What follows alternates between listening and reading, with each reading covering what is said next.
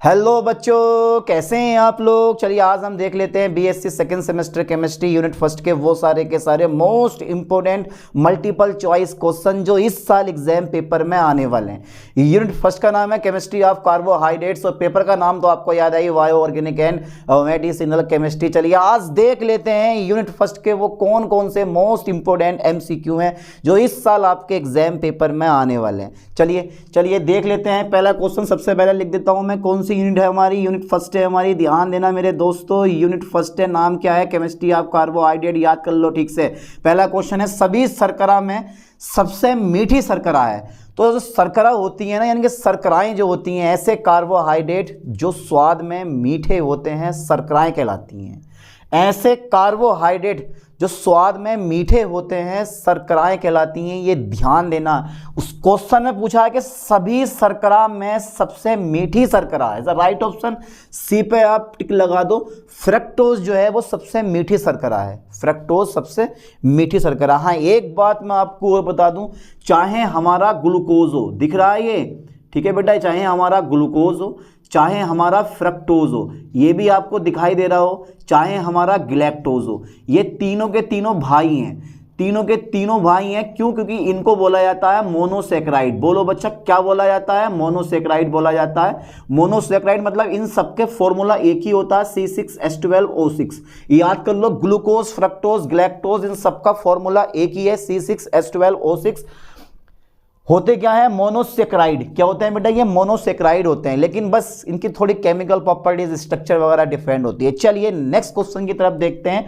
इन भाई सबको देखो, इन भाई सबको देखो, ये सुक्रोज बैठे हैं इधर, ये इधर ये माल्टोज बैठे हैं, इधर ये लैक्टोज बैठे हैं। मतलब ये सुक्रोज बैठे हैं, ये माल्टोज बैठे हैं, ये लैक्टोज बैठे हैं। ये तीनों के तीनों डाइसेक्राइड होते हैं। याद कर लो ठीक से।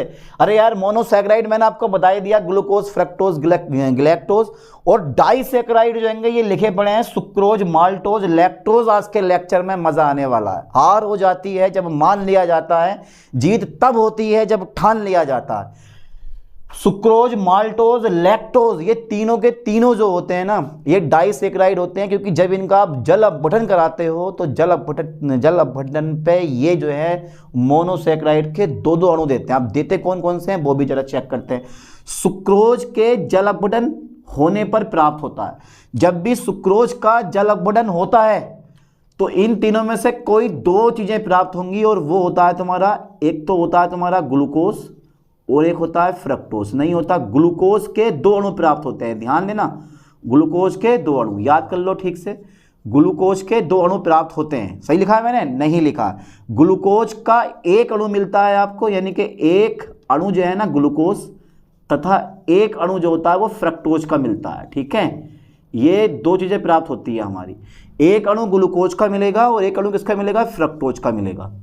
ओके, सुक्रोज के जल अपघटन होने पर प्राप्त होता है ग्लूकोज और फ्रक्टोज। हो गया यार कंप्लीटली। ऑप्शन मैंने लिए नहीं है, सिर्फ समझा दूंगा। माल्टोज के जल अपघटन पर प्राप्त होता है, क्योंकि माल्टोज जो होता है वो ग्लूकोज के दो अणुओं से बनता है। ध्यान देना, माल्टोज ग्लूकोज के दो अणुओं से बनता है। मतलब दो अणु बनते हैं ग्लूकोज के, दो अणु बनते हैं किसके बेटा? ग्लूकोज के। ध्यान देना, दो अणु ग्लूकोज। ग्लूकोज का फॉर्मूला C6H12O6, यानी कि मैं लिख दे रहा हूं दो अणु ग्लूकोज। अच्छा, इनके फॉर्मूले क्या होते हैं? चाहे तुम्हारा सुक्रोज हो, माल्टोज हो, लैक्टोज हो, इन तीनों का एक ही फॉर्मूला होता है, C12H22O11। चीनी का भी यही फॉर्मूला होता है, C12H22O11। ठीक है, अगर तुमसे पूछे कि यार चीनी के जल अपघटन पर प्राप्त होते हैं तो ग्लूकोज और फ्रक्टोज। ठीक है, ये ध्यान देना, क्योंकि सुक्रोज को आप चीनी भी बोलते हो, सुक्रोज को आप चीनी भी कहते हो।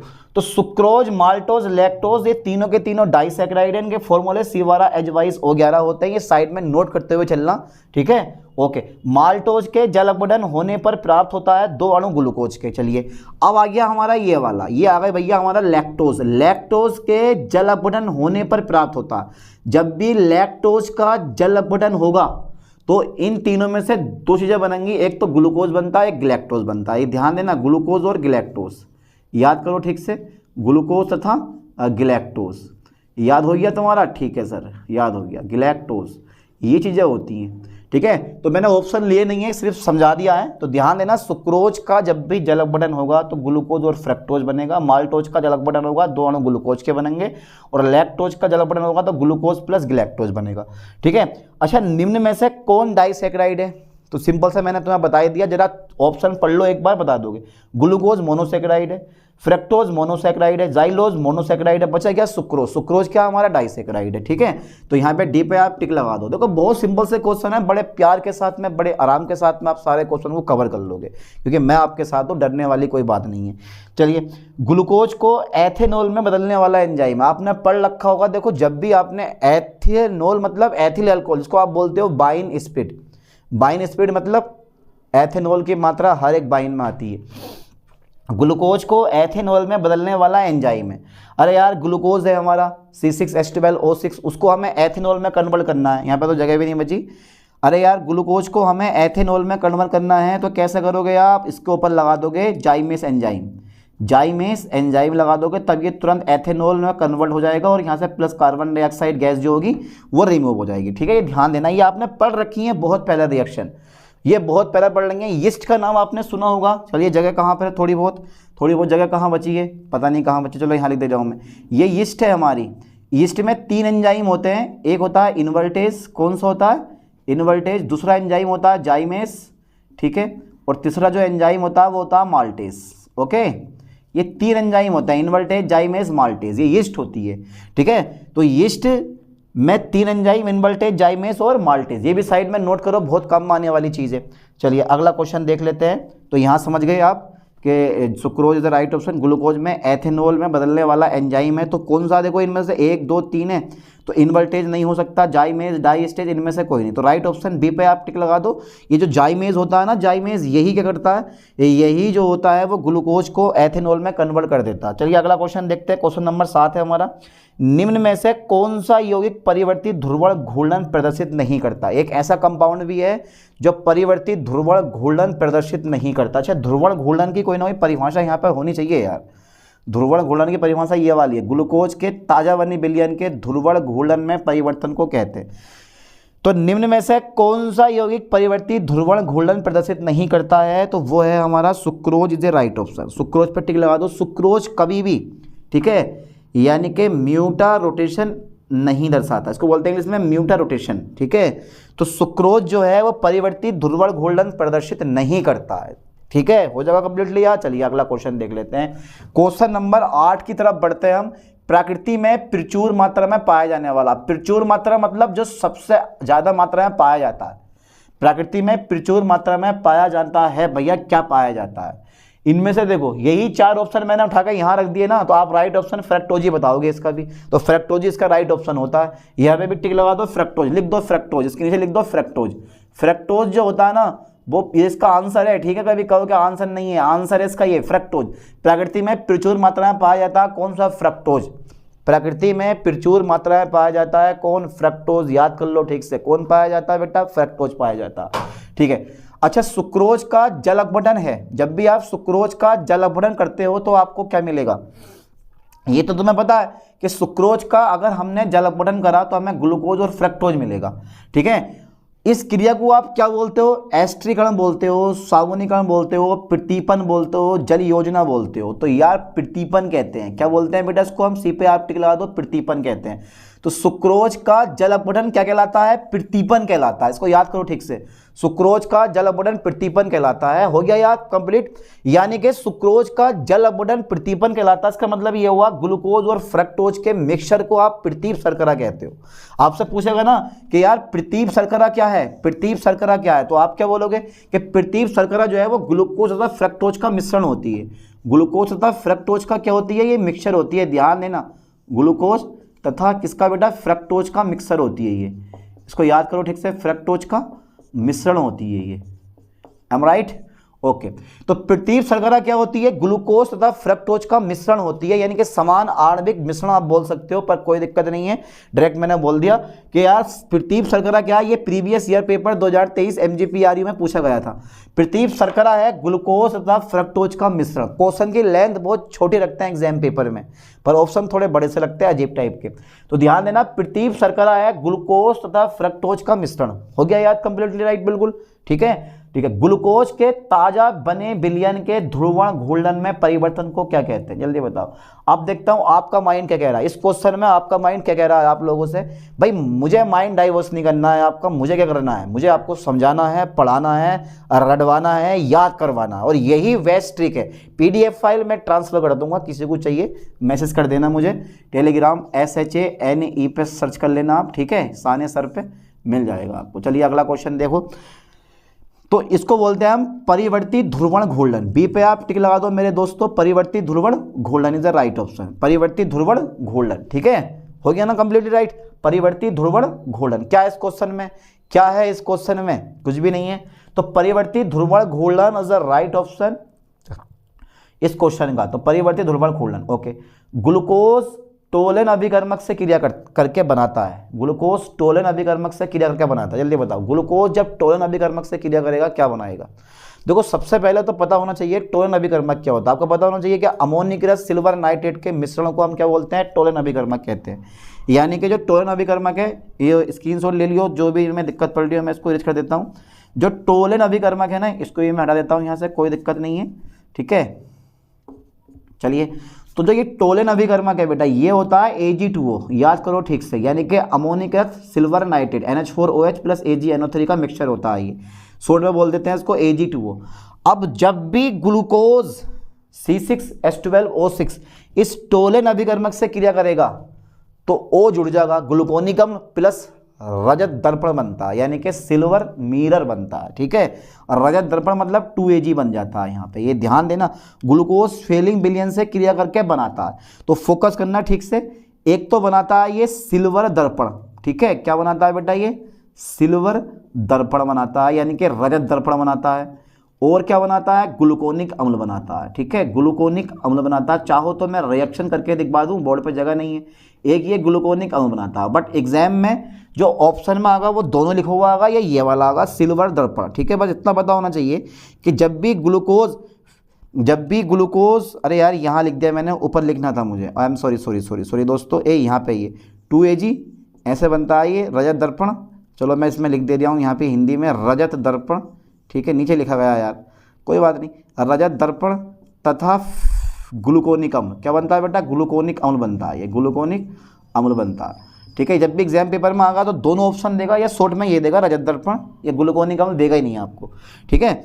अच्छा एक चीज़ और है, ग्लूकोज जब फेलिक विलयन से क्रिया करके बनाता है, यानी कि ग्लूकोज जब फेलिक विलयन से क्रिया करता है तो क्या बनाता है? फेलिक विलयन CuO होता है, लिख लो इसको ऊपर टोलन अभिकर्मक, यहाँ लिख लो टोलन अभिकर्मक मेरे दोस्तों, यहाँ लिखो टोलन अभिकर्मक और यहाँ लिखो फेलिक विलयन, क्या लिखोगे यहाँ पे? फेलिक विलयन, ठीक है, यहाँ पे लिख लो फेलिक विलयन। तो ये जो फेलिक विलयन होता है ना, जब भी ग्लूकोज, ध्यान देना है, फेलिक विलयन से क्रिया करता है तो ग्लूकोनिक अम्ल 100% बनेगा, ग्लूकोनिक अम्ल 100% बनेगा। बट इस CuO को ना, फेलिक विलयन को, वो Q+ ऑक्साइड में चेंज कर देगा। तो ऑप्शन इसके अकॉर्डिंग दे रखे होते हैं। तो क्या बनता है हमारा बेटा? Q+ ऑक्साइड, फोकस करो ठीक से, Q+ ऑक्साइड बन जाता है। तो ग्लूकोज फेलिक विलयन से क्रिया करके क्या बनाता है? Q+ ऑक्साइड बनाता है। फेलिक विलयन याद कर लो 2CuO होता है, क्या होता है बेटा? 2CuO होता है। तो ग्लूकोज जब भी, ठीक है, फेलिक विलयन से क्रिया करेगा मेरे दोस्तों तो क्या बनागा? Cu2O बनागा। ऑप्शन में ये 4 दे रखे होते हैं, Cu2O, चाहिए ऐसे ऐसे ऑप्शन दे रखे होते हैं, तो याद कर लो क्या बनाता है? Cu2O बनाता है। ऑप्शन मैंने लिए नहीं है क्योंकि समझाना था मुझे बहुत ज़्यादा यहाँ पे।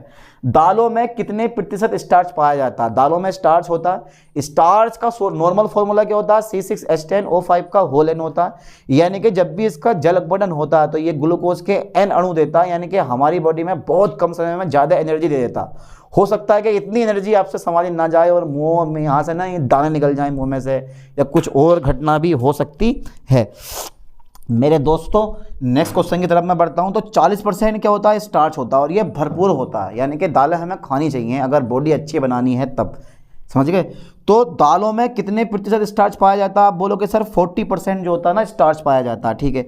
अच्छा एक चीज़ और देखते हैं, एक चीज़ और देखें, ये तो तुम सीख गए कि दालों में 40% स्टार्च होता है। कार्बोहाइड्रेट का मुख्य कार्य क्या है? देखो कार्बोहाइड्रेट कार्बन, हाइड्रोजन और ऑक्सीजन से मिलकर बनते हैं, ठीक है। कार्बोहाइड्रेट हमारी बॉडी में ऊर्जा उत्पादक होता है। जितना भी हम खाते पीते हैं ना, भोजन खाते हो ना, भोजन, अबे सब कुछ जितना भी आप खाते हो वो सब क्या होता है? हमारा कार्बोहाइड्रेट होता है। वो हमें एनर्जी प्रदान करता है। जैसे हमने भाई भूख लगी, हमने मान लो रोटी खा ली हमने, ठीक है। बताओ सबसे ज़्यादा ताकत किस चीज़ में होती है? रोटी में होती है। जिसकी खुराक ज़्यादा होती है, बोलते हैं ना, वो ज़्यादा ताकतवर होता है। तो रोटी में सबसे ज़्यादा ताकत होती है, ज़्यादातर रोटी का सेवन करो। तो जो रोटी खाते हैं ना, ठीक है, वो 2 घंटे 5 घंटे तक आपको लगातार आपकी बॉडी को एनर्जी प्रदान करती रहेगी। वो सब के सब कार्बोहाइड्रेट होते हैं, सब के सब कार्बोहाइड्रेट। चावल हो गए कार्बोहाइड्रेट, दाल है, तपाल है, अरे जो भी चीज़ आप खा पी रहे हो, चाहे फल फ्रूट्स जो भी खा रहे हो, चाउमीन, मोमो, बर्गर, पिज्ज़ा जो खा रहे हो, ये सब क्या है? आपका कार्बोहाइड्रेट है जो आपको एनर्जी प्रदान करते हैं। इनका काम ही यही है, एनर्जी देना, ठीक है। तो कार्बोहाइड्रेट का मुख्य कार्य क्या है? ठीक है, शरीर को ऊर्जा प्रदान करना, ठीक है। ये लाइन पे ध्यान देना, शरीर को ऊर्जा प्रदान करना या पावर प्रदान करना या ऊर्जा शक्ति देना, शरीर को ऊर्जा देना, ठीक है। लाइन पे ध्यान देना। तो ये क्या है? कार्बोहाइड्रेट का मुख्य कार्य शरीर को ऊर्जा देना। अच्छा दूध में उपस्थित डाइसेक्राइड है। दूध में फ्रक्टोज भी पाया जाता है, ऐसा नहीं है। अब फ्रक्टोज क्यों पाया जाता है वो भी तुम्हें बताता हूं। तो दूध में उपस्थित डाइसेक्राइड है, very very important question, previous year question paper में पूछा गया ये वाला क्वेश्चन 2023 वाले में, ठीक है। दूध में उपस्थित डाइसेक्राइड है, सुक्रोज है, लैक्टोज है, माल्टोज है, इनमें से कोई नहीं। जल्दी बताओ फास्टली क्या आंसर होना चाहिए? दूध में उपस्थित डाइसेक्राइड है, सुक्रोज है, लैक्टोज है, माल्टोज है, इनमें से कोई नहीं। तीनों के तीनों डाइसेक्राइड है, इनमें से एक प्रेजेंट है। मैंने क्या बोला? दूध में फ्रक्टोज पाया जाता है और फ्रक्टोज जो होता है वो सिर्फ लैक्टोज में होता है, यानी कि काय में होता है? सुक्रोज में पाया जाता है। बट दूध में उपस्थित डाइसेक्राइड जो होता है ना वो ये वाला होता है, ये वाला, ये लैक्टोज होता है, ये लैक्टोज। दूध में उपस्थित डाइसेक्राइड कौन सा है? लैक्टोज। याद कर लो ठीक से, दूध में उपस्थित सेक्राइड कौन सा है बेटा? लैक्टोज होता है। चलिए 16 क्वेश्चन यहाँ पर हो गए। अब 17वां क्वेश्चन मैं आपको करवाता हूँ, ठीक है। ओके ओके ओके ओके, चलिए तो क्वेश्चन नंबर 17 देख लेते हैं एक बार और। अच्छा क्वेश्चन 17 है, फल शर्करा किसे कहते हैं?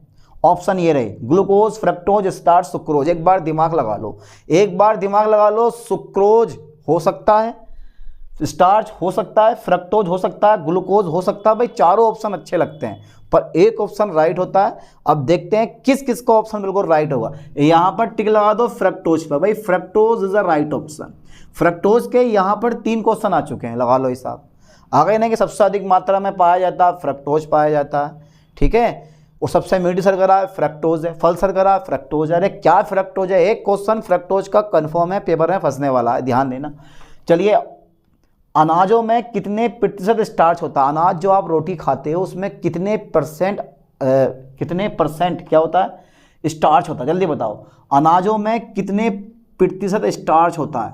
जल्दी बता दो। जिसमें जितना ज़्यादा स्टार्च होगा वो उतनी ज़्यादा एनर्जी आपको प्रोड्यूस करेगा, मतलब उतनी ज़्यादा ऊर्जा आपको मिलेगी।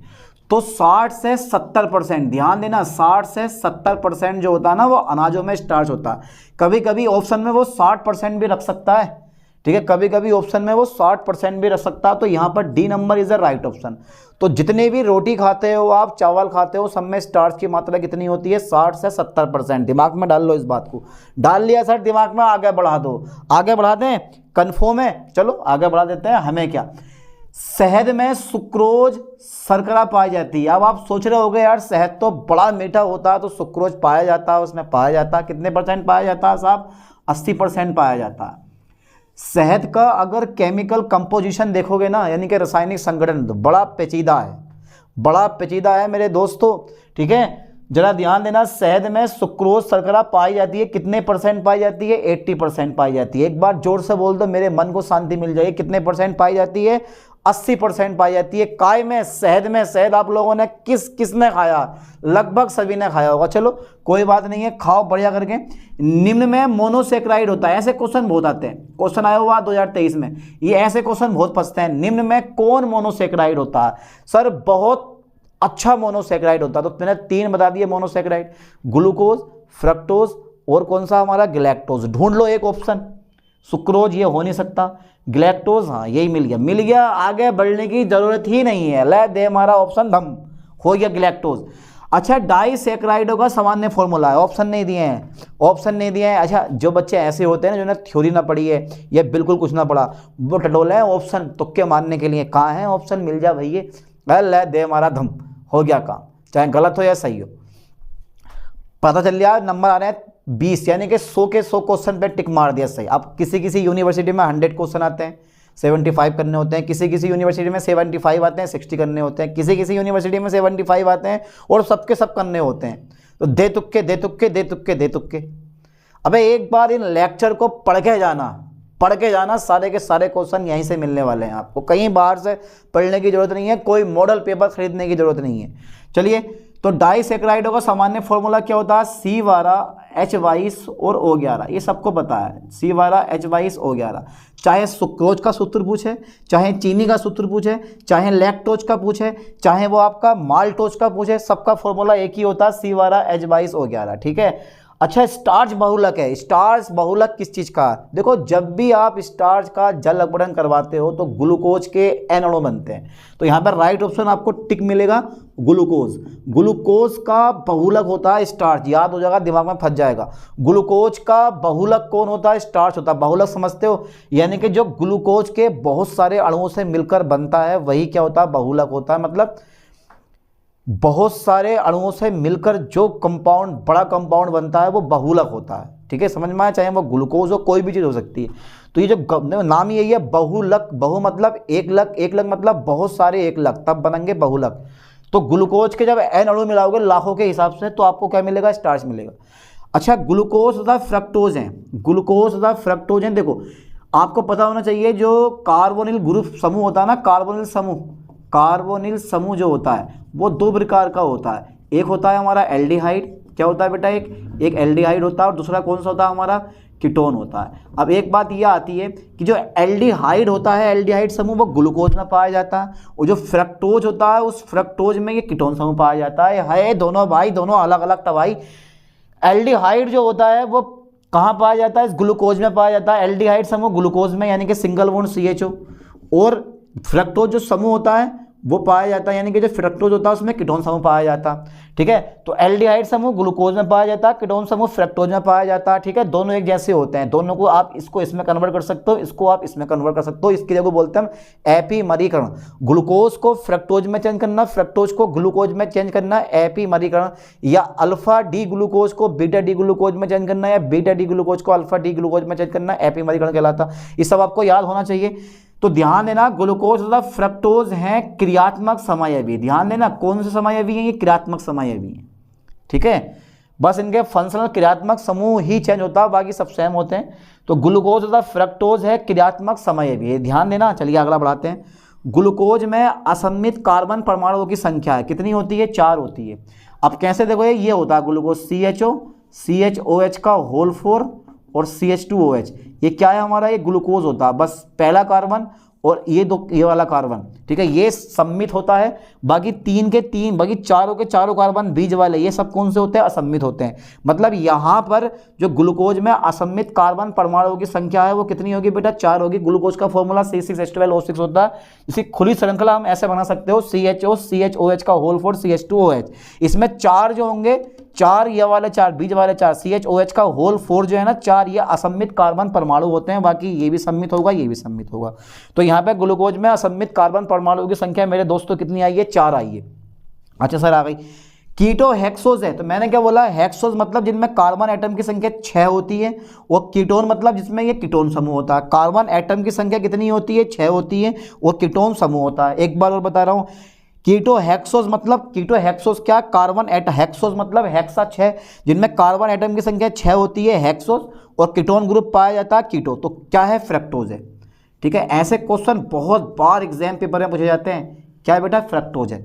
चलिए कोई दिक्कत नहीं है। अच्छा एल्डी हेक्सोज है, कार्बन एटम की संख्या 6 है, पर ग्रुप कौन सा, एल्डिहाइड ग्रुप है, तो वो कौन सा हो गया हमारा, ग्लूकोज है। ये बहुत बार एग्जाम पेपर में पूछा जाता है। डीएनए में कौन सी शर्करा होती है, हेक्सोज या पेंटोज, डीएनए में पेंटोज शर्करा होती है, डीऑक्सी राइबोस शर्करा उसमें पाई जाती है जिसमें कार्बन एटम की संख्या 5 होती है, लेकिन यहाँ पे क्या है, कार्बन एटम की संख्या 6 है। ये ध्यान देना। एल्डी हेक्सोज होता है क्या, ग्लूकोज। एल्डी हेक्सोज कौन सा है, ग्लूकोज होता है। कीटो हेक्सोज कौन सा होता है, फ्रक्टोज होता है। कोई भी क्वेश्चन एग्जाम पेपर में आ सकता है, वेरी वेरी इंपॉर्टेंट है, वेरी वेरी इंपॉर्टेंट है। मॉडल पेपर में पढ़ोगे, एक क्वेश्चन 5-5 बार दे रखा होता है, ढाके देख लो मॉडल पेपर अपना।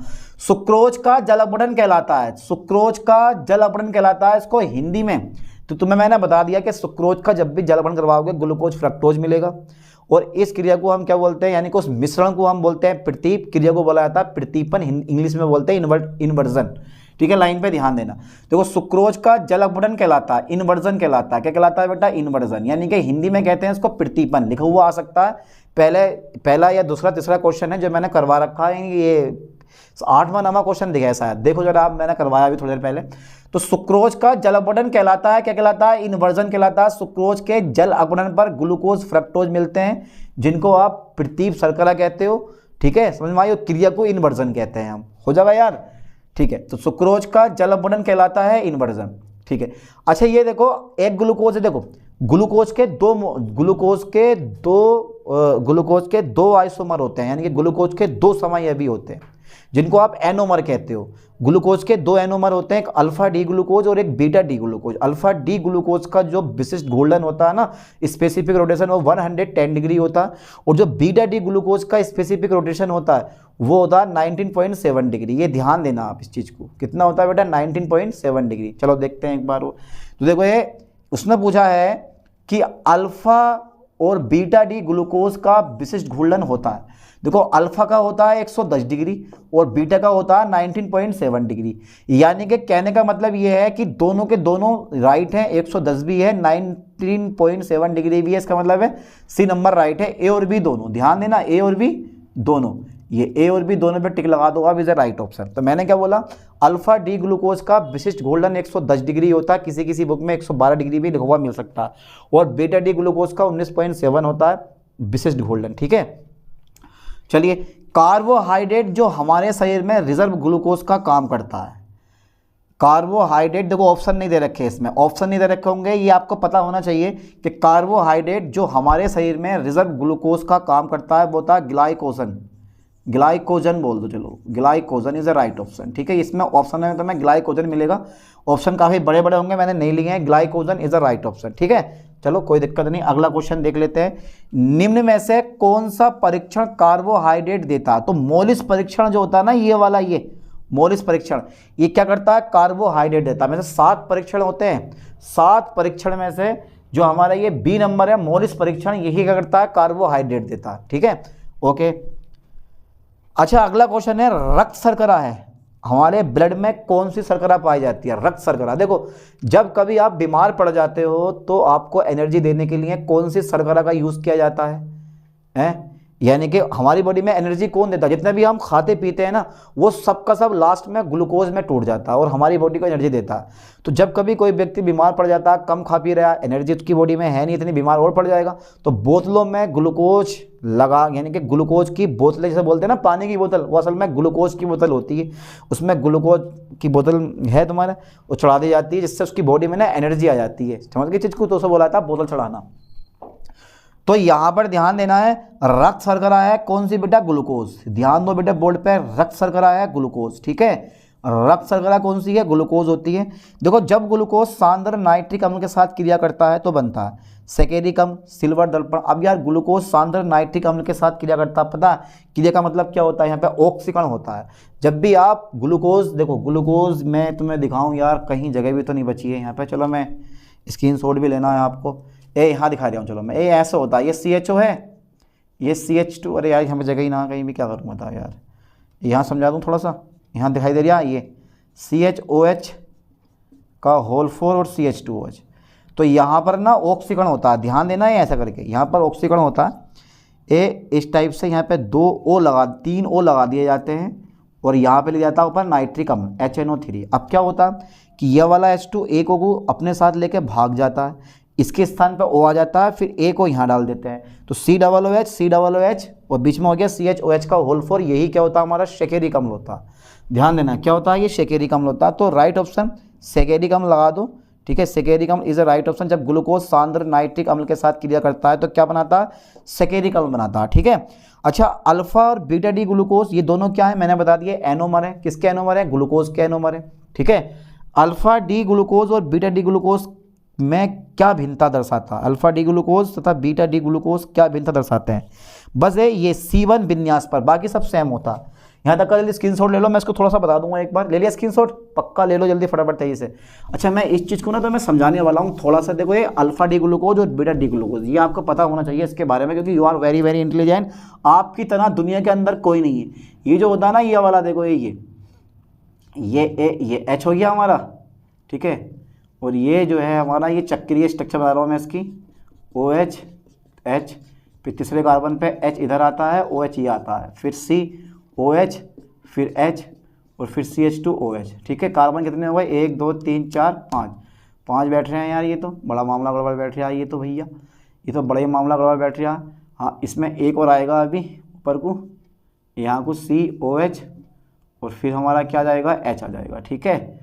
फिर इस टाइप से, और यहाँ पर हमारा OH रहेगा और यहाँ पर हमारा क्या रहेगा, H, इधर H रहेगा, इधर हमारा क्या रहेगा, OH रहेगा, और इधर से बॉन्डिंग होती है ऐसे करके। ये पहले दूसरे तीसरे चौथे पाँचवें पे होती है, इसको ऐसे रहने दे रहे हैं।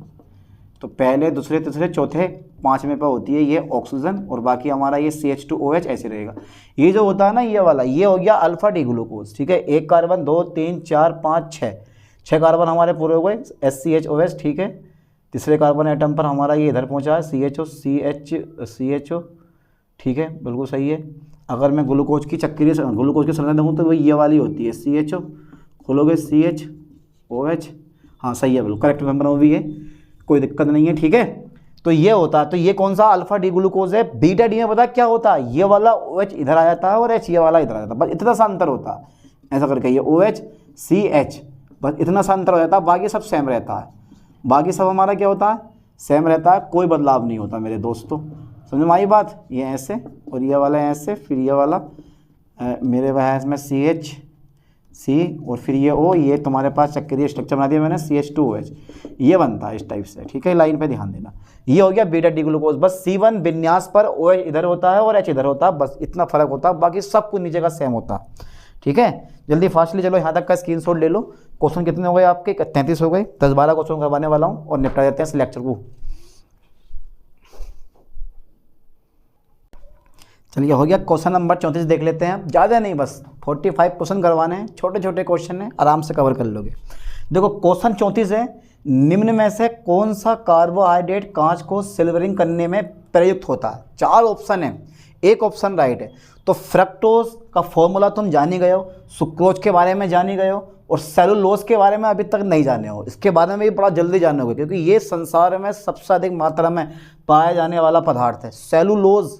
यार नाम अजीब पर काम बड़ा लंबा, कहते हैं ना, नाम छोटा है पर साउंड बड़ा है। तो सेलुलोज जो होता है वो संसार में सबसे अधिक मात्रा में पाया जाने वाला पदार्थ है, ये ध्यान देना। तो निम्न में से कौन सा कार्बोहाइड्रेट कांच को सिल्वरिंग करने में प्रयुक्त होता है। अब ये मत सोच लेना कि सुक्रोज होगा, D number is the right option, glucose. भैया ये हमारा ग्लूकोज है, ये इस चैप्टर में पीछा छोड़ने वाला नहीं है, ये शुरुआत से चला है और लास्ट तक चलता ही जा रहा है, चलता ही जा रहा है। निम्न में से कौन सी शर्करा पेंटोज है। पेंटोज मतलब जिनमें कार्बन एटम की संख्या 5 होती है। तो ग्लूकोज हेक्सोज है, यानी कि ग्लूकोज एल्डी हेक्सोज होता है, फ्रक्टोज कीटो हेक्सोज होता है, ग्लैक्टोज भी होता है, हेक्सोज होता है। बट एरेविनोज क्या होता है, ये पेंटोज होता है। इसका मतलब है यही क्या है, हमारा राइट ऑप्शन है, एरेविनोज पे टिक लगा दो, राइट ऑप्शन।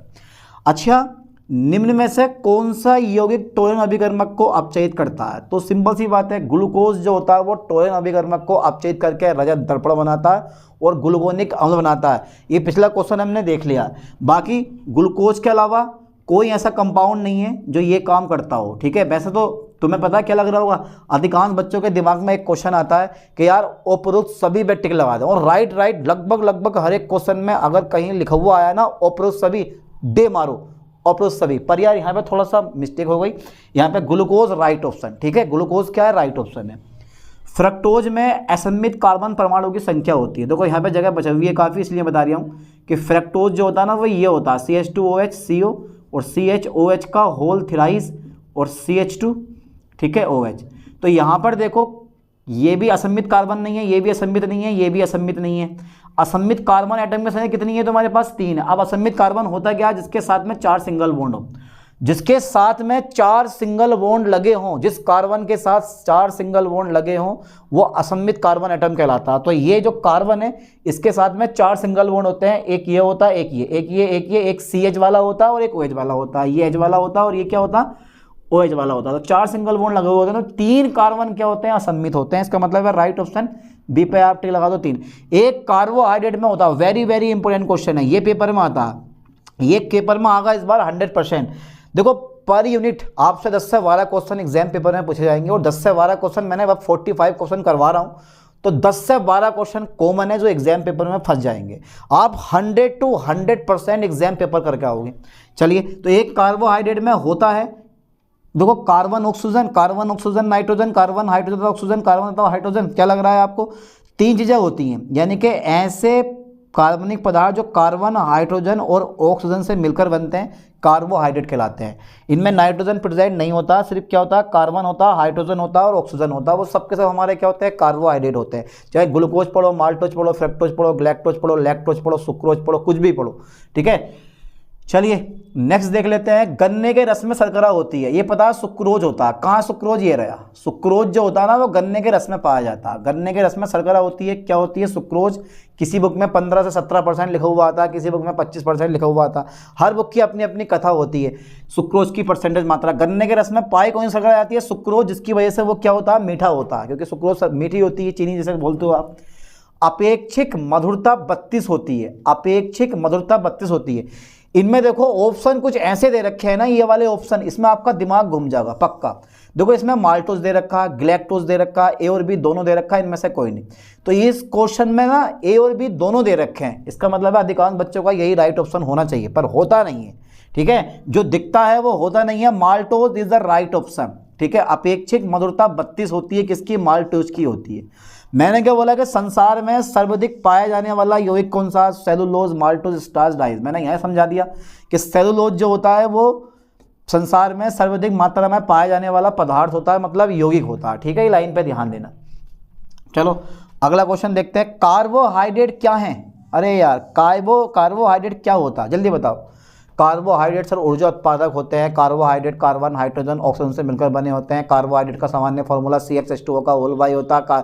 हाइड्रोजन ऑक्सीजन का रेशियो 2:1 होता है। सर ये दालों में, पके फलों में अधिकतम मात्रा में पाया जाता है। कार्बोहाइड्रेट जो होता है भोजन में पाया जाता है कार्बोहाइड्रेट। अच्छा, ये सब कार्बोहाइड्रेट होते हैं जो हमें एनर्जी देते हैं। होता है क्या है? केमिस्ट्री के अकॉर्डिंग क्या होता है कार्बोहाइड्रेट? केमिस्ट्री के अकॉर्डिंग कार्बोहाइड्रेट जो होते हैं ना वो लिख लो पॉलीहाइड्रोक्सी, क्योंकि इसमें OH की संख्या ज़्यादा होती है। पॉलीहाइड्रोक्सी या तो एल्डिहाइड होंगे या फिर कीटोन होंगे, ठीक है।